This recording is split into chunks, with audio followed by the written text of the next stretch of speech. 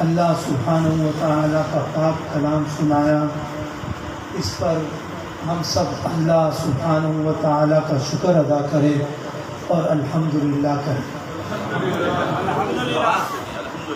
ایسا نہیں ہے، پہلے میری مسجد میں بھی پہلے دن لوگوں نے آہستہ کہا، پھر میں نے ان کو سمجھایا، میں نے کہا دیکھو یہ گھر نہیں ہے، یہاں گھر والیاں بھی آپ کی نہیں ہیں، آپ کو گھبرانے کی کیا ضرورت ہے؟ مسجد میں آپ کو کون ٹوکے گا؟ گھر میں زیادہ بلند آواز نہیں نکالا کرو، کیونکہ کہیں ایسا نہ ہو کہ چپل پڑ جائے یا جھمکا پڑ جائے یا چانٹا پڑ جائے۔ یہاں آپ کی گھر والی نہیں ہے، یہاں آپ زور سے، یہ مسجد ہے، عبادت کی جگہ ہے۔ فی بیوت اذن اللہ، اللہ پاک نے فرمایا ہے کہ میرے گھر میں میرا نام لیا کرو، تو الحمدللہ کہے آپ یقین ہو جائے گا۔ یہ حضرت بھی تصدیق کریں گے، قاری صاحب بھی تصدیق کریں گے کہ یہ آپ کا گھر نہیں ہے، پھر الحمدللہ کہے۔ لاہور کا ایک واقعہ ہے، وہاں ایک شخص نے، سیاسی شخص تھا، اسٹیج پہ آ کے اعلان کیا کہ میں اس روڈ کے لیے اور اس گلی کے لیے 3 لاکھ روپے کا پیکیج منظور کرتا ہوں۔ تو لوگوں نے بڑے نعرے لگائے، بہت خوش ہوئے، ناچنے لگے۔ ایک ٹھیلے والا آیا اور اس نے بھی اعلان کیا کہ یہ وزیر صاحب جو تھے انہوں نے تو 3 لاکھ کا اعلان کیا تھا، لیکن میں آپ کے لیے 5 لاکھ کا اعلان کرتا ہوں۔ لوگ اور خوش ہوئے اور ناچنے لگے اور نعرے لگانے لگے۔ جب وہ نعرہ لگا کر اتر گیا تو لوگوں نے کہا کہ جی وزیر کو تو پیسے وہاں سے ملنے ہیں، لیکن آپ کہاں سے 5 لاکھ روپے لگائیں گے؟ تو وہ کہنے لگا کہ کرنا اس نے بھی نہیں ہے اور کرنا میں نے بھی نہیں ہے، ویسے ہی بس عوام کو نچوانا ہے اور عوام سے نعرے لگوانا ہے۔ اور یہاں اللہ کا کلام پڑھا گیا اور آپ سے کہا جاتا ہے کہ الحمدللہ کہو، آپ آواز نہیں نکالتے، کہو الحمدللہ، اس میں کیا بات ہے؟ مولانا عبدالحی عارفی رحمہ اللہ تعالی، جو کہ خلیفہ مجاز ہیں مولانا اشرف علی تھانوی رحمۃ اللہ تعالی علیہ کے، وہ فرماتے ہیں کہ اللہ سبحانہ و تعالی نے پورے 30 دن تک اپنے آگے کڑا کروایا یا نہیں کروایا؟ نہیں، آپ کو شک ہے؟ یہ 30 دن تک کون کڑا کروا رہا ہے؟ اللہ پاک کڑا کروا رہا ہے۔ کون کڑا کروا رہا ہے؟ فرمایا کہ پورے 30 دن اللہ سبحانہ و تعالی جل مجدہ نے اپنے آگے کڑا کروایا، کہے الحمدللہ، اور 40 سجدے کرائے، کہے الحمدللہ، 40 سجدے کروائے، نہیں کروائے؟ 40 سجدے کروائے، ہر سجدہ مقام قرب پر، او الحمدللہ، اور ہر دوسرا سجدہ مقام اعلیٰ پر، کون الحمدللہ، کہو الحمدللہ، اور اپنا کلام سنوایا۔ جیسے بچے کو باپ پکڑ کے بٹھاتا ہے اور کہتا ہے کہ بیٹا یہ کرنا ہے، یہ کرنا ہے، یہ کرنا ہے، یہ نہیں کرنا، یہ نہیں کرنا، یہ نہیں کرنا۔ قاری صاحب نے 30 سپارے پڑھوائے، قاری صاحب نے 30 سپارے پڑھے، آپ نے سنے، کہے الحمدللہ۔ اس میں اللہ پاک نے جنت کے وعدے تازہ کیے، جہنم کے وعیدوں سے ڈرایا، نصیحت اللہ پاک نے کروائی۔ ایسی کتاب جو منزل من اللہ ہے۔ حضرت عمر رضی اللہ تعالیٰ عنہ فرماتے ہیں کہ ایک دفعہ میں باہر آیا، ابھی تک ایمان نہیں لائے تھے، فرمایا کہ میں دیکھنا چاہتا تھا کہ اللہ کے جو پیغمبر ہیں، جنہوں نے پیغمبری کا دعویٰ کیا ہے، یہ کیا کلام پڑھتے ہیں۔ آج کی رات تھوڑی سی لمبی ہو جائے، ہم کہتے کہ جی قاری صاحب نے کی رات لمبی کر دی، ہمیں پتہ ہی نہیں ہے کہ یہ عبادت کا مہینہ ہے۔ جب یہ عبادت کا مہینہ ہے تو لمبی کی رات سے کیوں ہم اٹھتا ہے؟ حضرت عثمان رضی اللہ تعالیٰ عنہ سے جب حضرت علی کرم اللہ وجہہ نے پوچھا کہ باغیوں نے آپ کو گھیر رکھا ہے، جب آپ کو پیاس لگتی ہے تو آپ کیا کرتے ہیں؟ تو حضرت عثمان رضی اللہ تعالیٰ عنہ نے فرمایا کہ جب مجھے پیاس لگتی ہے تو میں اللہ کا کلام پڑھتا ہوں، میری پیاس دور ہو جاتی ہے۔ اور یہاں ہمارے ایمان یہ ہے کہ جب کلام اللہ کی تلاوت لمبی ہو جاتی ہے تو ہمیں پیاس کی بھی شدت محسوس ہونے لگتی ہے، یہ ہمارے ایمان ہے۔ اور فرمایا کہ جب مجھے بھوک لگتی ہے تو میں نماز پڑھنا شروع کر دیتا ہوں، میری بھوک کو اللہ پاک مٹا دیتا ہے۔ حضرت عمر رضی اللہ تعالیٰ عنہ فرماتے کہ میں آیا اور میں دیکھنا چاہتا تھا کہ یہ کیسا کلام ہے، کیونکہ حضرت عمر رضی اللہ تعالیٰ عنہ بھی جاہلیت کے زمانے میں کچھ پڑھے ہوئے تھے اور شعر و شاعری سے آپ کو بھی لگاؤ تھا۔ آپ باہر آئے تو آپ نے جب قرآن پاک کو سنا تو اللہ کے حبیب صلی اللہ علیہ وسلم سورۃ الحاقہ کا تلاوت فرما رہے تھے۔ آپ صلی اللہ علیہ وسلم یہ تلاوت فرما رہے تھے کہ انہو لقول رسول کریم وما ہوا بقول شاعر قلیلا ما تؤمنون ولا بقول کاہن قلیلا ما تذکرون تنزیل من رب العالمین۔ حضرت عمر رضی اللہ تعالیٰ عنہ نے سنا، شروع سے سنا، کہنے لگے کہ یہ کسی شاعر کا کلام ہے، اتنا مزیدار اور اتنا دلچسپ، اتنا پیارا کلام، یہ تو شعر ہے۔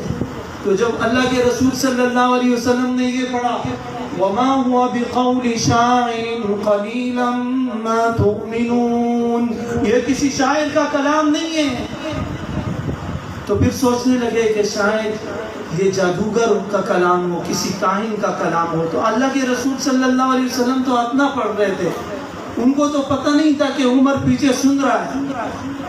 آگے اللہ کے رسول صلی اللہ علیہ وسلم نے پڑھا وَمَا هُوَ بِقَوْلِ كَاهِنٍ قَلِيلًا مَا تَذَكَّرُونَ، کہ یہ کسی کاہن کا بھی کلام نہیں ہے۔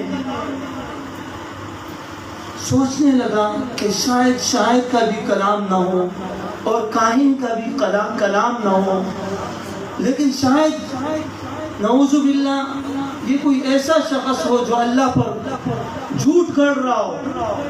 اللہ کے رسول صلی اللہ علیہ وسلم نے آگے اگلی آیت پڑھی وَلَوْ تَقَوَّلَ عَلَيْنَا بَعْضَ الْأَقَاوِيلِ لَأَخَذْنَا مِنْهُ بِالْيَمِينِ ثُمَّ لَقَطَعْنَا مِنْهُ الْوَتِينَ، کہ اللہ پاک پر اگر کوئی جھوٹ گڑے تو اللہ پاک اس کی شہ رگ کاٹ دے اور اس کے پیشانی سے اس کو پکڑ لے۔ تو حضرت عمر رضی اللہ تعالیٰ عنہ فرماتے کہ میری دل میں تھوڑی بات تو بیٹھ گئی کہ یہ تو نہ شاعر کا کلام ہے نہ ساحر کا کلام ہے، یہ تو اللہ سبحانہ و تعالیٰ کا کلام ہے۔ تو آپ نے اللہ کا وہ کلام سنا، اس پر آپ الحمدللہ کہے۔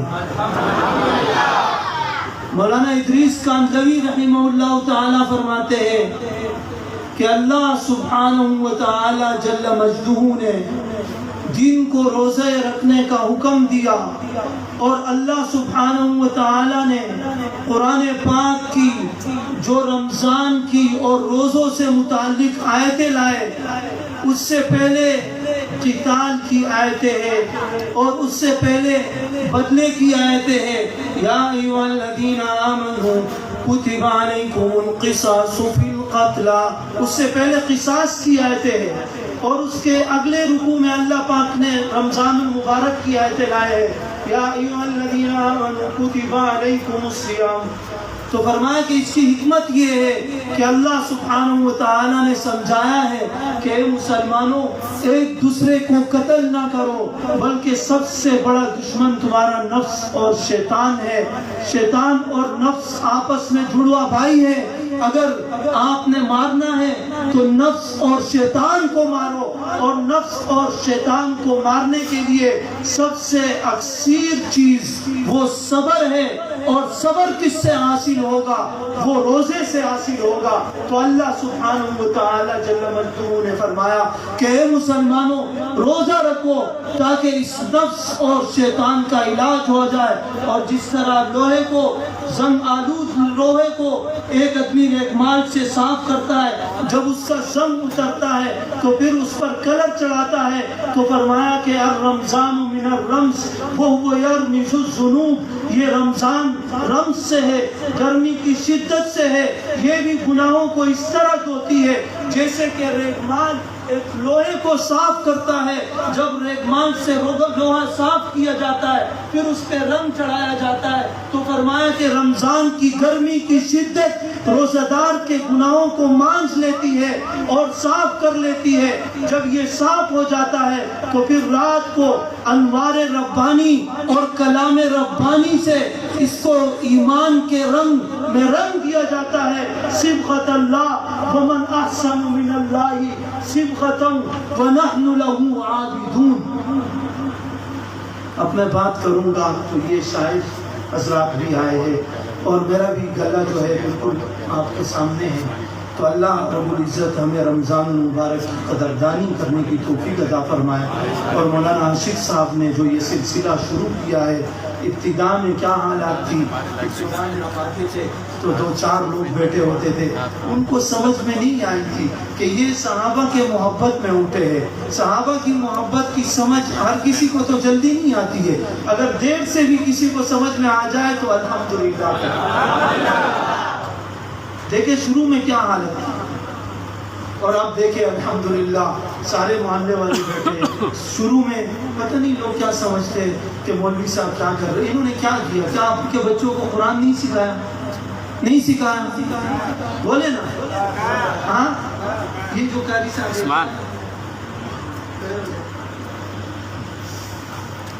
انہوں نے پورا قرآن آپ کو نہیں سنایا؟ نہیں سنایا؟ تو آپ پہلے پریشان تھے کہ یہ قاری صاحب پتہ نہیں کیا کریں گے کیا کریں گے۔ دیکھیں قاری صاحب نے مسجد اللہ نے بنوائی، قاری صاحب نے کوشش کی، الحمدللہ مسجد بن گئی۔